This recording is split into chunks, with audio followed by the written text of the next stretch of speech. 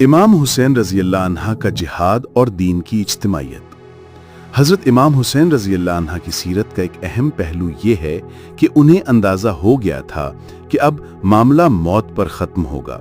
वो चाहते तो यजीद की हुकूमत पर रजामंदी का इजहार करके ये बात ख़त्म कर सकते थे।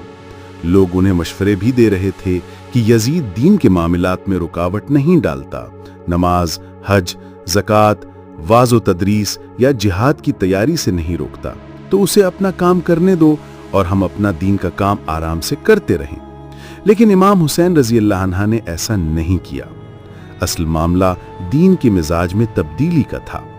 इमाम हुसैन रजी अल्लाह अन्हा ने यह बात समझ ली थी कि दीन के मिजाज में तब्दीली लाई जा रही है, उम्मत के मिजाज में तब्दीली लाई जा रही थी। दरअसल यजीद की हुकूमत खिलाफत को कैसरियत रोमो हरकलियत के तरीके पर चला रही थी। नबी करीम सल्लल्लाहु अलैहि वसल्लम जो निज़ाम लाए थे और जिस खिलाफत को हज़रत अबू बकर, उमर, उस्मान और अली ने चलाया था, वो इज्तिमाइयत पर मबनी थी। दीन के अक्सर अहकाम इनफरादी नौइयत के नहीं बल्कि इज्तिमाई हैं।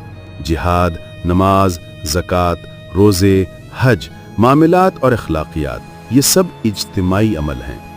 अगर दीन के इज्तिमाई अमल को ख़त्म करके इसे महज इनफरादी अमल बना दिया जाए तो ये फसाद है। हज़रत अबू बकर सिद्दीक़ रज़ी अल्लाह अन्हा ने ज़कात ना देने वालों के खिलाफ जिहाद किया, क्योंकि वो ज़कात अपनी मर्जी से अपने रिश्तेदारों को इनफरादी तौर पर देना चाहते थे।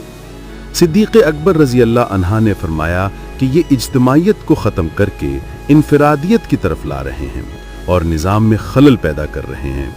इमाम हुसैन रज़ी अल्लाह अन्हा ने इसी फसाद को रोकने के लिए अपना सर दे दिया मगर हाथ नहीं दिया।